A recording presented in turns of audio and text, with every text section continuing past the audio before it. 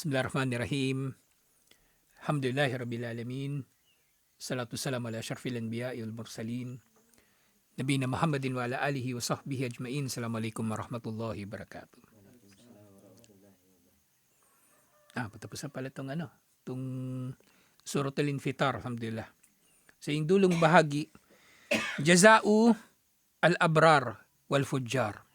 Ang gantimpala na matatanggap ng mga matutuwid at mga makasalanan. So dito jaza yung binanggit. Kasi ngayon jaza, pareho itong mangangahulugan ng mabuting gantimpala o masamang gantimpala. Ito man ay biyaya o parusa. Kaya ngayon diba, yung jazakallahu khairan, gantimpalaan ka nawa ni Allah ng mabuti.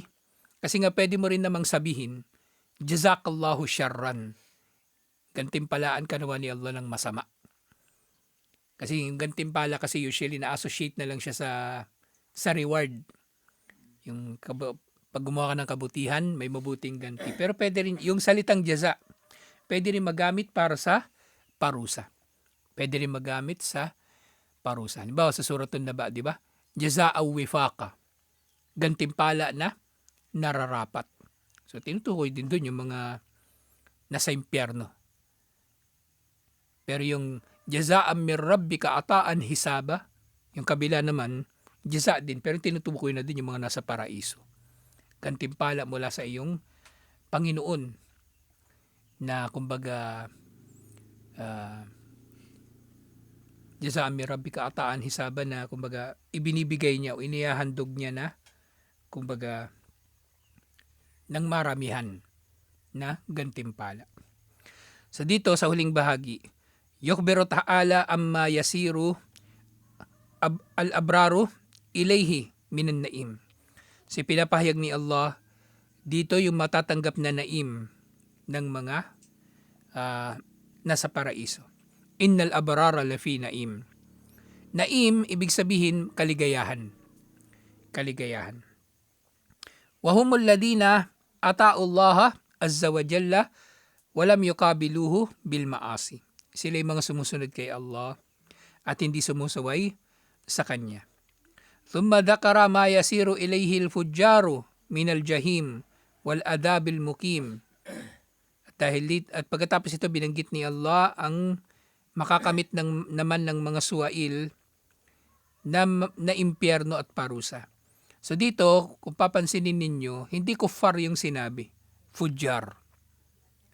Kasi pwedeng mangyayari na kahit yung fujjar na kabilang sa mga Muslim, ganun pa rin, impyerno pa rin, mapaparusahan pa rin. So malawakan ito, hindi ito usapin lang ng kufur. Usapin ito ng pagiging masama. Ng pagiging masama. Kung Muslim ka, magpakabatuwid ka na, ba't ka pa magpapakamasama?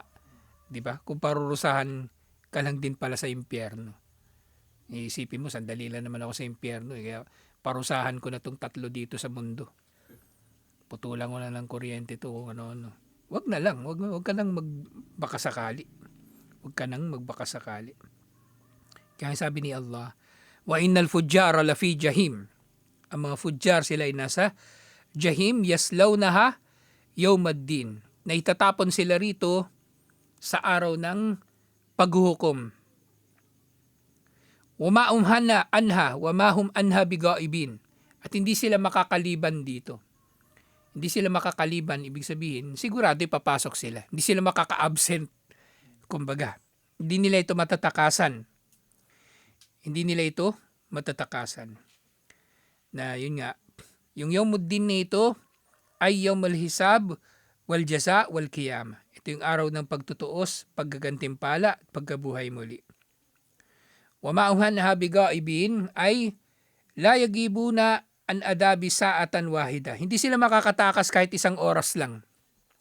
Kahit sandali, hindi sila makakatakas. Wala yukhaffafu anhum min adabiha. Hindi babawasan ang parusa na matatanggap nila. Hindi babawasan. Hindi sila yung may day off, rest day. Hiling sila kay Allah magka-rest day, hindi na. Tuloy-tuloy yun. Tuloy-tuloy. Wala, ano ba ito? Wala yujabuna ila ma yas'aluna minal mauti aw raha walau yawman wahida. Hindi sila sasagutin ni Allah, hindi sila pagbibigyan ni Allah kung ihiling sila na sila ay mamatay na lang. Kasi sobrang tindi ng sakit, di ba? Akala ng tao yung kamatayan pahinga. Pero hindi, mas masahol pa yung nandun. Di ba, halimbawa, may mamatay na masamang tao. Sasabihin nila, nakapagpahinga na. Ba si Enrile, rest in peace. Hindi yung rest in peace. Gagong pahihirapan yun lalo ni Allah sa lahat ng kasamaan na pinaggagawa niya. Kaya nga yung Muslim, kapag may namamatay na kuffar, hindi tayo pwedeng babati ng rest in peace, comment, rest in peace, ganito, ganyan. Kasi wala kuffar yun Mas matindi pa sa dinanas niya dito sa mundo yung dadanasin niya sa kabilang buhay. Kahit hilingin pa niya na mamatay, o hilingin niya makapagpahinga, o hilingin niya na mag-day off. Day off, di ba? Hindi sila pagbibigyan. Di ba? Sige, pagbigyan man sila ni Allah mag-day off, saan sila pupunta? Impyerno din Impyerno din. At hindi nga babawasan ni Allah yung parusa sa kanila. Titindi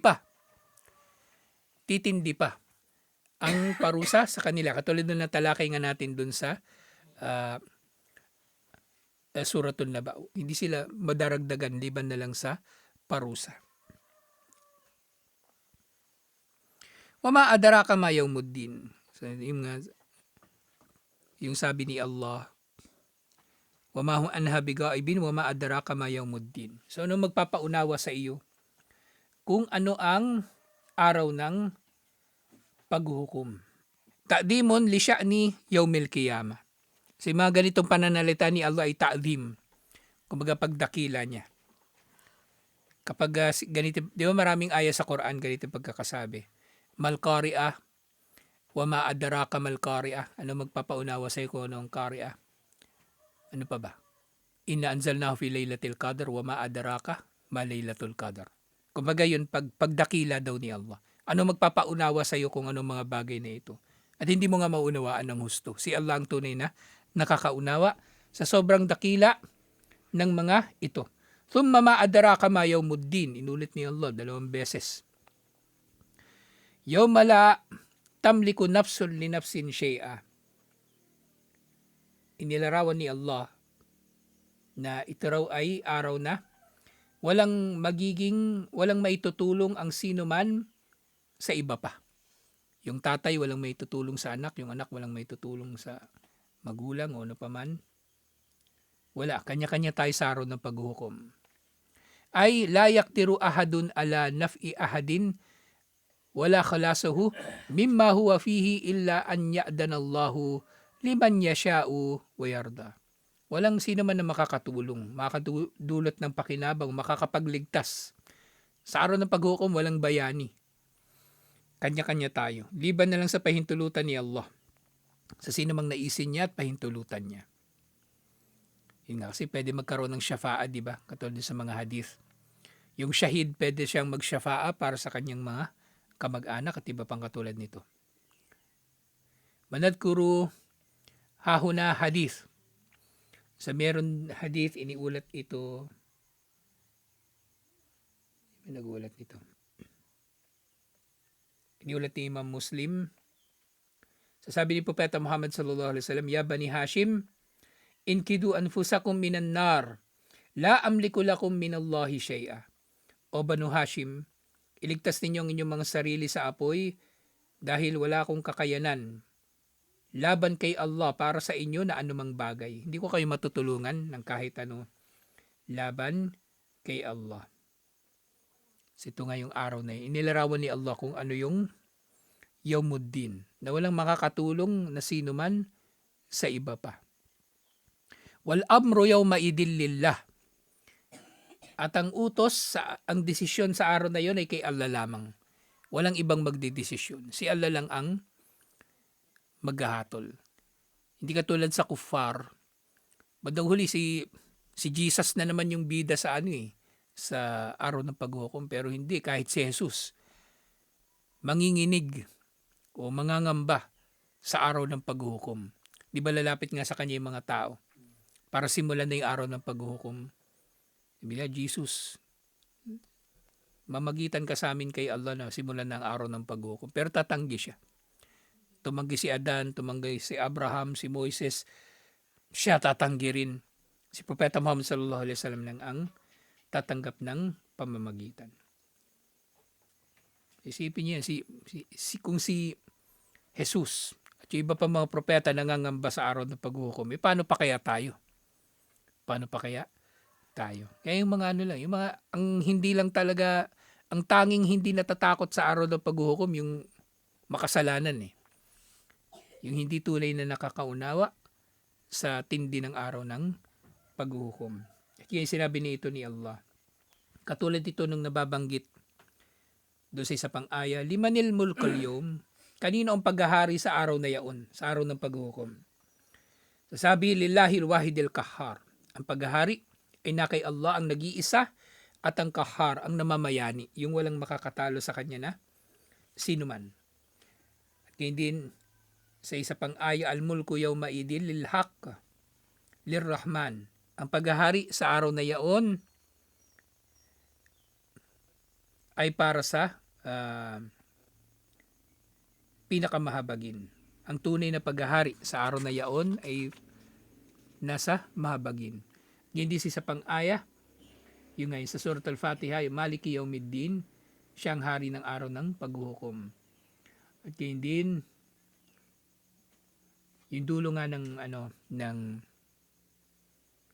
dito yung dulo ng wal amru yawma idil lillah, yawma idil la tamliku nafsun li shay'in, yawma la tamliku nafsun li nafsin shay'a wal amru yawma idil lillah, na ito nga yung paglalarawan ni Allah subhanahu wa ta'ala sa araw ng paghuhukom. Nito ang araw na walang tangan ang sino man para sa iba pa. Wala siyang may tutulong, wala siyang maililigtas. At ang desisyon sa araw na iyon ay kay Allah lamang. Alhamdulillah. Sa tindulo ng Suratul Infitar. Yung sunod na sura, ito ng Suratul Mutaffifin. Mamandurugas. yung sura tungkol sa mga mandurugas. Kung pagkarapatan nila, maingay sila. Pero kapag karapatan ng iba, tahimik. Mga mandurugas, mga mutaffifin, siya matatalakay natin. Assalamualaikum warahmatullahi wabarakatuh.